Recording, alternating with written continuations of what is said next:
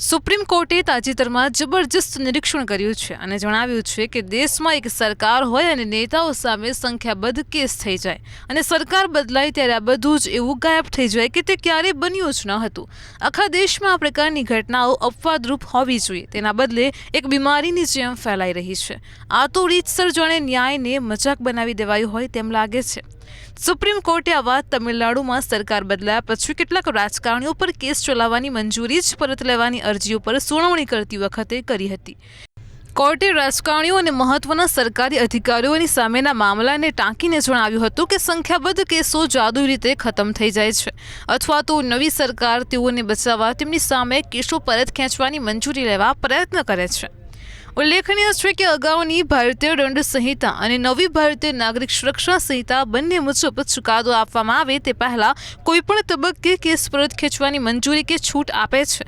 આમ આ પ્રક્રિયામાં કાયદા મુજબ તો છૂટ મળે જ છે, તેમ છતાં પણ સુપ્રીમ કોર્ટે તેના માર્ગદર્શક સિદ્ધાંતો નક્કી કર્યા છે। તમિલનાડુના કેસમાં પણ સુપ્રીમ કોર્ટ સમક્ષ આ જ મુદ્દો છે। શું આ રીતે કેસ ચલાવવાની મંજૂરી પરત ખેંચવી તે કાયદાકીય રીતે શક્ય છે? આ નેતાઓ સામેના અરજદાર ચેન્નાઈ સ્થિત વકીલ કરપૈયા ગાંધીએ સુપ્રીમ કોર્ટમાં માંગ કરી છે કે વર્તમાન રાજ્યમંત્રીઓ સામેનો કેસ તમિલનાડુની બહાર ચલાવવામાં આવે, જેથી રાજ્ય સરકાર તેમાં કોઈ દરમિયાનગીરી ન કરી શકે। તેમાં અરજીમાં ડીએમકેના 18 નેતાઓના નામ છે। તેમના મોટાભાગના કેસ ભ્રષ્ટાચાર અને આવક કરતાં વધુ સંપત્તિના છે, જે અન્નાદ્રુમુક સત્તા પર હતી અને તે દરમિયાન નોંધવામાં આવ્યા હતા। છેલ્લી સુનાવણીમાં ગાંધીના વકીલ સિનિયર એડવોકેટ એસ નાયડુએ દલીલ કરી હતી કે તપાસ પાટા પરથી ઉતરી ગઈ છે। નિર્દોષતાના દાવાઓની સામેલ કરવા માટે આરોપપત્રો ફરીથી લખવામાં આવે છે। તેની સાથે વાદી તરફથી પહેલેથી આપવામાં આવેલી મંજૂરી પરત ખેંચવામાં આવી છે। તેમની દલીલ હતી કે ન્યાયશાસ્ત્ર મુજબ આ રીતે વાદી દ્વારા જ મંજૂરી લેવામાં આવવી એ અસામાન્ય ઘટના છે। બસ આના ઉપર જ વાત સુપ્રીમ કોર્ટમાં ગઈ છે। તમિલનાડુ સરકારે જણાવ્યું હતું કે તપાસ વિધિવત રીતે પૂરી થઈ ગઈ છે અને તેને તાર્કિક પરિણામ સુધી પહોંચાડવામાં આવી છે। ન્યાયાધીશ સૂર્યકાંત યુ ભુયા અને જસ્ટિસ એન કે સિંહની બેન્ચે રાજ્યને તે 4 કેસની વિગત આપવા જણાવ્યું, જેમાં 2021માં સરકાર બદલાયા પછી ભ્રષ્ટાચારના કેસમાં વાદીએ ફરિયાદ પરત ખેંચી હતી।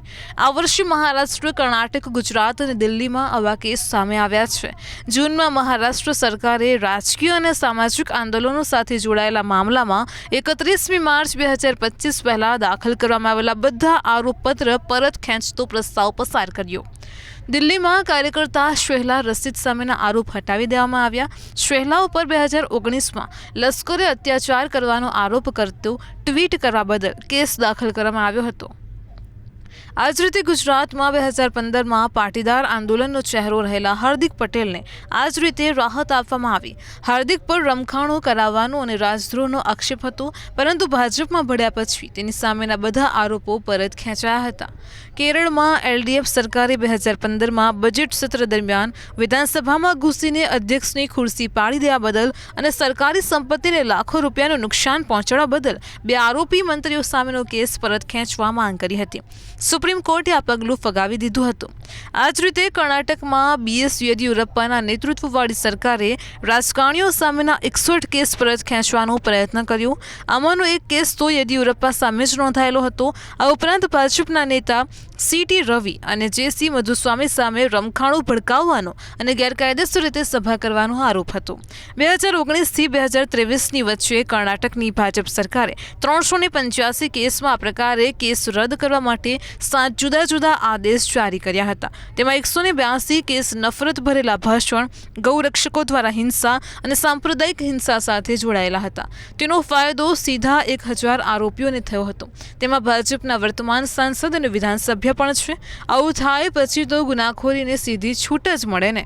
તો ઉત્તર પ્રદેશમાં યોગી સરકારે 2017માં સત્તા ઉપર આવ્યા પછી 2013માં મુઝફ્ફરનગર રમખાણ સાથે જોડાયેલા 131 કેસ પરત ખેંચ્યા।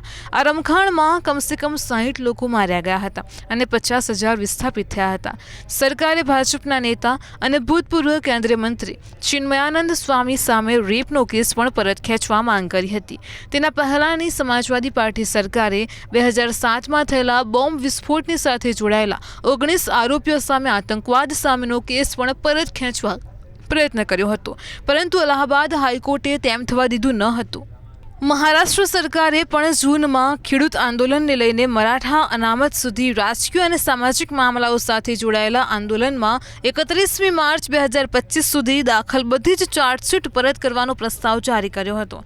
આમ અહીં તો આવા ગણ્યા ગાંઠ્યા ઉદાહરણ આપવામાં આવ્યા, પણ વાસ્તવમાં એવા સંખ્યાબદ્ધ કેસો છે જેમાં સરકાર બદલતા કેસો પણ તે રીતે બદલાઈ જાય છે. આ આખા બનાવના કાયદાકીય પાસામાં જોઈએ તો દંડ પ્રક્રિયાની ધારા 257 અને 321 તથા BNSSની જોગવાઈ 280 અને 360ની પરિસ્થિતિઓ દર્શાવે છે અને જેના હેઠળ કોઈ મામલાને પરત ખેંચી શકાય છે. તેમાં કલમ 321 અને 360 વધુ પ્રાસંગિક છે, કેમ કે સરકારી વકીલ દ્વારા રાજ્ય દ્વારા કેસ પરત ખેંચવાના સંદર્ભની તે જોગવાઈ છે. આ બધામાં અપવાદરૂપ બનેલો કેસ હોય તો તે 1986નો કેસ છે. તેમાં ચીફ જસ્ટિસ PN ભગવતીની આગેવાની હેઠળની 5 જજોની બેન્ચ છે બિહારના CM જગન્નાથ મિશ્રા પર પટોણા શહેરી બેંક કૌભાંડના પોતાની સામે ભ્રષ્ટાચારના કેસને પરત ખેંચવાના પ્રયત્નને ફગાવી દીધો હતો અને તેમાં યોગ્ય કાર્યવાહી વગર લોન આપવાથી લઈને ઉચાપતનો સમાવેશ થતો હતો. તે સમયે સુપ્રીમે જણાવ્યું હતું કે આ રીતે આરોપીને બચાવવા માટે કેસ પરત ન ખેંચી શકાય. કોર્ટોએ હંમેશા આ પ્રકારના કેસોમાં તેની વિવેક બુદ્ધિનો ઉપયોગ કરવો જોઈએ. કેસ પરત ખેંચવાની જોગવાઈનો ઉપયોગ શક્તિશાળીઓને રક્ષણ આપવા ન થવો જોઈએ. તો સામાન્ય નાગરિક માટે જોઈએ તો સ્થિતિ ઘણી ગંભીર છે, કારણ કે એક જ શાસનમાં શરૂ થતો ભ્રષ્ટાચારનો કેસ આગામી શાસનમાં રાજકારણથી પ્રેરિત મામલો બની જાય છે અને તેનું પરિણામ એ આવે છે કે આખો કેસ જાણે ન્યાયની વિભાવનાવાળો ઓછો પણ બદલાની ભાવનાવાળો વધુ લાગે છે. તેનો આધાર તેના ઉપર છે કે સત્તા કોની પાસે છે.